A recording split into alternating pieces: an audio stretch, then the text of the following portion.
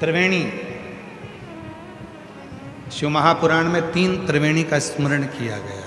त्रिवेणी की 3 बातें कही गई शिव महापुराण। प्रयागराज कौन कौन गया है?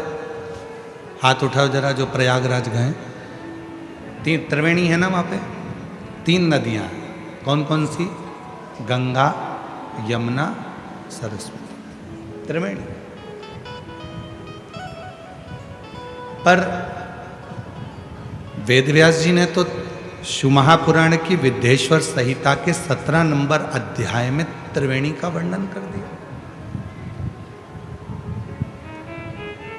जब आप गीता प्रेस गोरखपुर की शिव महापुराण लेकर आओ और उस शिव महापुराण का विद्येश्वर संहिता का 17वां नंबर का अध्याय पढ़ो तो आपको त्रिवेणी का दर्शन करा रहे हैं वेदव्यास जी। कौन सी त्रिवेणी दिखा रहे हैं वेदव्यास जी? त्रिवेणी का दर्शन करा रहे हैं। तो कहा जो प्रयाग ना जा पाए, जो मायापुरी, कांचीपुरी, अवंतिकापुरी, काशीपुरी,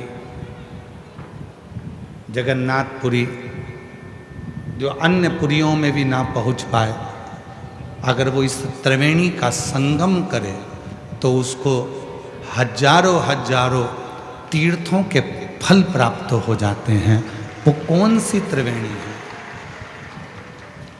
तो कहा वो त्रिवेणी है, पहले नंबर पर है रुद्राक्ष, दूसरे नंबर पर है भस्म और तीसरे नंबर पर है मुख से भगवान का नाम, श्री शिवाय नमस्तु। गले में रुद्राक्ष पड़ा है, मस्तक पर त्रिपुंड लगा है, त्रिपुंड भी नहीं लगा तो थोड़ा सा भस्म लगी है, शिव पे चढ़ी हुई भस्म तुमने धारण करी है, भस्म रखी है। एक नंबर पर है रुद्राक्ष, दूसरे नंबर पर है भस्म और महाराज तीसरे नंबर पर है भगवान शिव का नाम, भगवान का नाम उच्चारण, भगवान का मंत्र उच्चारण। ये वो त्रिवेणी है, ये वो त्रिवेणी है जिस त्रिवेणी का संगम व्यक्ति को 1000 गुना पुण्य फल प्रतिदिन का प्रदान करता रहता है।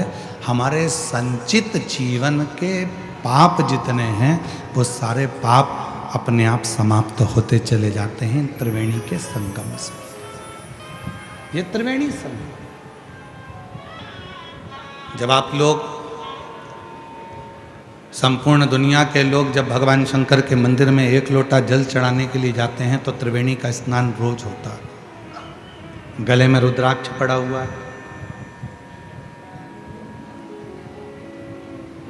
मुख से शिव जी का नाम निकल रहा है और भगवान शंकर के मंदिर में जाकर जब हम शीश झुकाते हैं, नमन करते हैं तो वहाँ की रज, वहाँ की भस्म, वहाँ का मिट्टी हमारे मस्तक पे लग जाती है। तो त्रिवेणी का संगम रोज प्रतिदिन इस शरीर से होता है। अब कोई कहे कि मैं प्रयाग जाकर नहीं आया, कोई कहे कि मैंने प्रयाग का स्नान नहीं करा, कोई कहे कि मैं तीर्थ नहीं गया, कोई कहे कि मैंने ना मायापुरी गया, ना कांचीपुरी गया, ना कहीं अवंतिकापुरी गया, ना मैं कहीं मथुरापुरी, ना अयोध्यापुरी गया, मैं किसी पुरी में नहीं गया। तो शिव महापुराण की कथा कहती है अगर तुम्हारे गले में रुद्राक्ष पड़ा हुआ है और तुम शिव जी का नाम निरंतर मुख से उच्चारण कर रहे हो और शंकर पर लगी हुई थोड़ी सी भी भस्म तुम अपने मस्तक पर लगा रहे हो, तो याद रखना कि तुम्हें सारे तीर्थों का पुण्य फल अपने घरों में ही प्राप्त हो जाएगा। सारे तीर्थों का फल अपने घर में ही प्राप्त हो। शिव कृपा से, भगवान शंकर की करुणा से, शिव की उदारता से प्रतिदिन त्रिवेणी का स्नान, प्रतिदिन।